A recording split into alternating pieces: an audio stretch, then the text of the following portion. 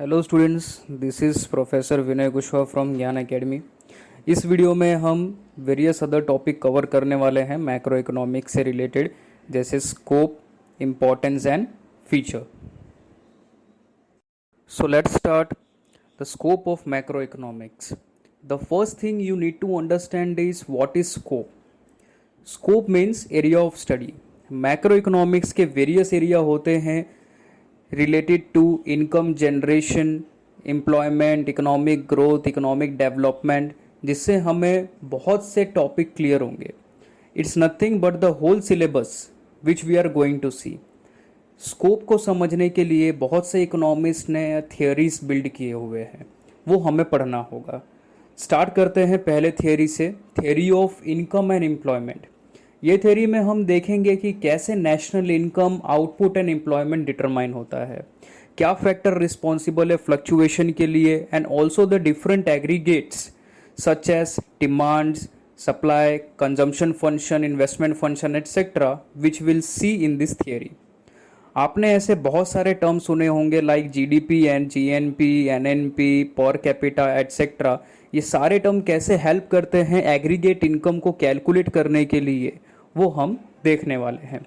Consumption function हो गया, investment function हो गया, theory of income and employment का ही एक पार्ट है। ये दोनों थियरीज को जोड़ दें तो हम बिजनेस साइकिल को भी डिटरमाइन कर सकते हैं। Next, theory of general price level and inflation. आपने कितने बार अपने एल्डर से सुना होगा, आज से 25 साल पहले हम 100 रुपये में पूरे घर का राशन ले आते थे। लेकिन what do you think, is this possible in today world to get the whole ration in just ₹100? But obvious the answer is no. ऐसे इसलिए क्योंकि जनरल प्राइस इंडेक्स आज से 25 साल पहले डिफरेंट था एंड आज प्राइस इंडेक्स डिफरेंट है। इन्फ्लेशन, यस, हम हिंदी में महंगाई बोलते हैं, प्रोडक्ट के प्राइस इंक्रीज हो जाना। अब इसके अंदर हम देखेंगे कि इन्फ्लेशन कैसे ऑकर होता है, क्या क्या रीजंस होते हैं, कैसे हम प्रॉब्लम को सॉल्व कर सकते हैं, ये सब थियरीज बताएंगे। Just opposite of inflation is deflation. Market में ऐसे बहुत सारे गुड्स होते हैं जिनका डिमांड नहीं होता लेकिन एक्सेस में स्टॉक रख दिया जाता है, इससे गुड्स का वैल्यू कम हो जाता है। Next, theory of development and growth. Economic growth and development, ये दोनों टर्म्स टोटली डिफरेंट है। इकोनॉमिक ग्रोथ मीन्स कोई भी कंट्री का पर कैपिटा आउटपुट और इनकम इंक्रीज होना। वो कैसे होगा?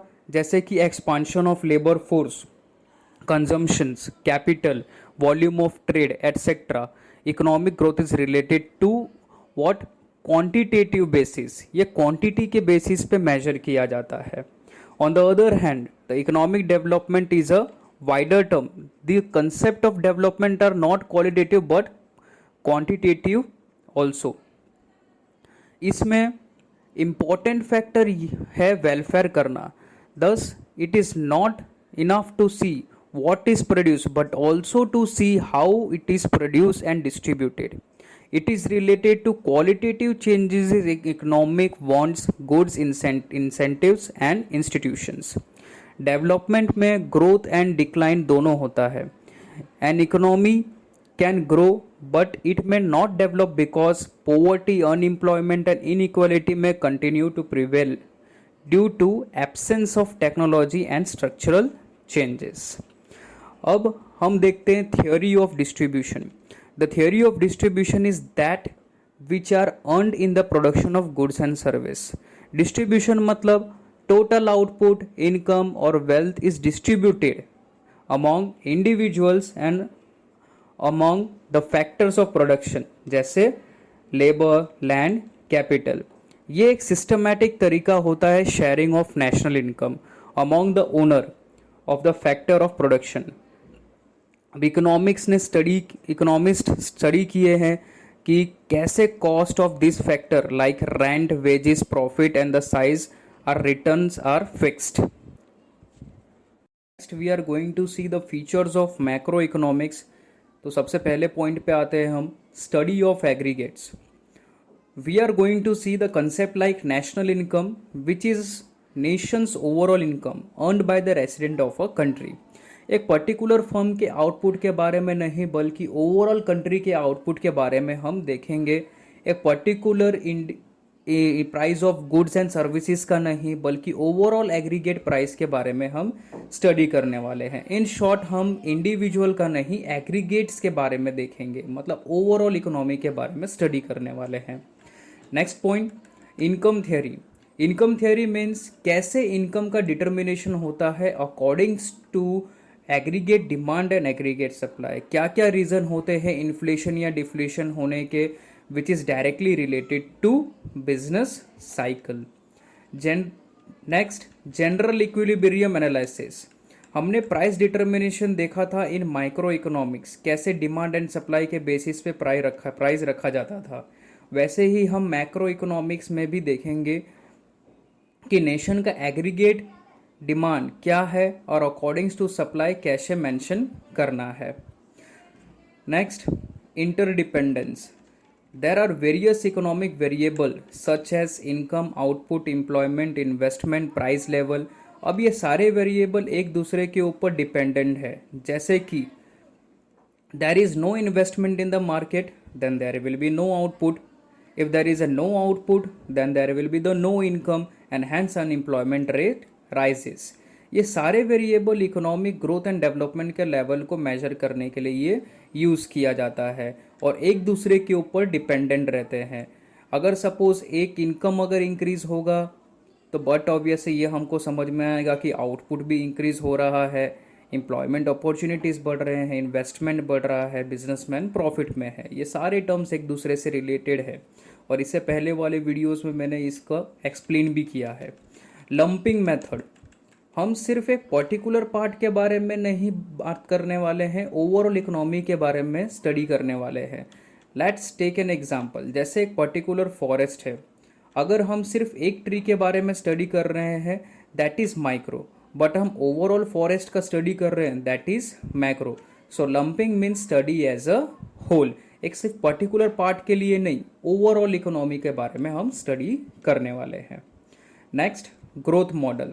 आगे चल के हम वेरियस टाइप के मॉडल्स देखेंगे, जैसे कि इकोनॉमिक ग्रोथ, डेवलपमेंट, फिर जैसे कि महानोबिस ग्रोथ मॉडल जो कि हैवी इंडस्ट्री के लिए बना है। This model is based on accordance to the countries because each and every country have their own growth and development program determined by developed, developing and underdeveloped. Macroeconomic studies various factors like natural resources, technology, population, law, etc. that contribute the growth and developments. Next, general price level. We are going to study the overall aggregate price of goods and service in the economy currently. Change in price level due to change in a various factor. अभी बहुत सारे ऐसे factors हैं जो उसके change होने की वजह से प्राइस का डिटर्मिनेशन होता है। Next, policy oriented. पॉलिसी मतलब प्रिंसिपल दैट अडॉप्टेड और प्रपोज्ड बाय एन ऑर्गेनाइजेशन और इंडिविजुअल। अपने बिजनेस को आगे बढ़ाने के लिए ये पॉलिसी फ्रेम करना ज़रूरी होता है।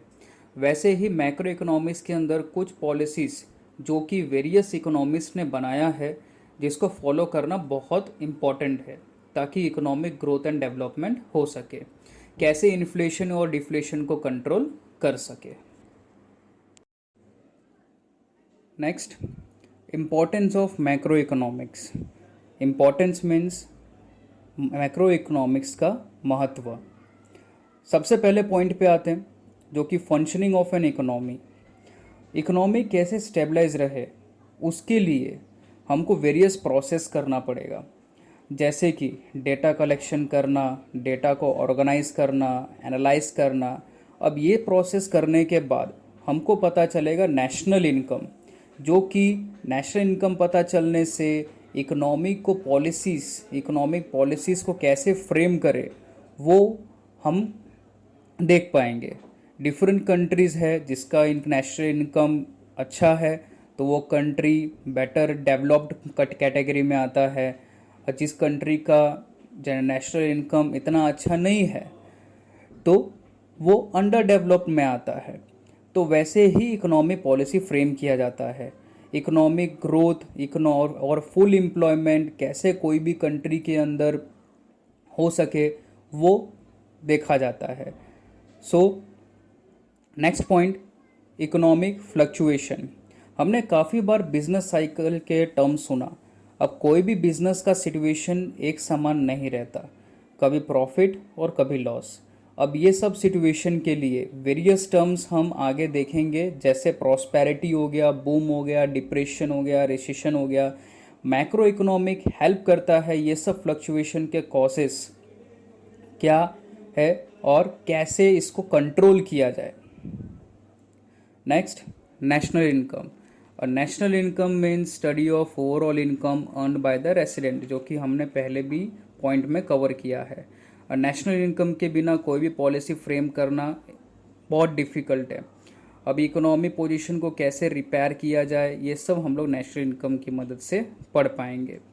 इकोनॉमिक डेवलपमेंट, कोई भी कंट्री का डेवलपमेंट कैसे पता चलता है, जब उस कंट्री के लोगों का स्टैंडर्ड ऑफ लिविंग इम्प्रूव हो रहा हो, लो इनकम ग्रुप वाले हाई इनकम ग्रुप में आ जाए और कैटेगरी हो जाए, सारे कम्युनिटीज़ को सारे फैसिलिटीज़ लाइक हेल्थ हो गया, एजुकेशन हो गया, प्रॉपर तरीके से मिल पाए, गरीबी कम से कम हो। It's a long process as compare to the economic growth, because there are various obstacle in India like country where there is a huge population, infrastructure proper नहीं है, यहाँ पे डिफरेंट कास्ट है, रिलीजन है और various types of other diversities है।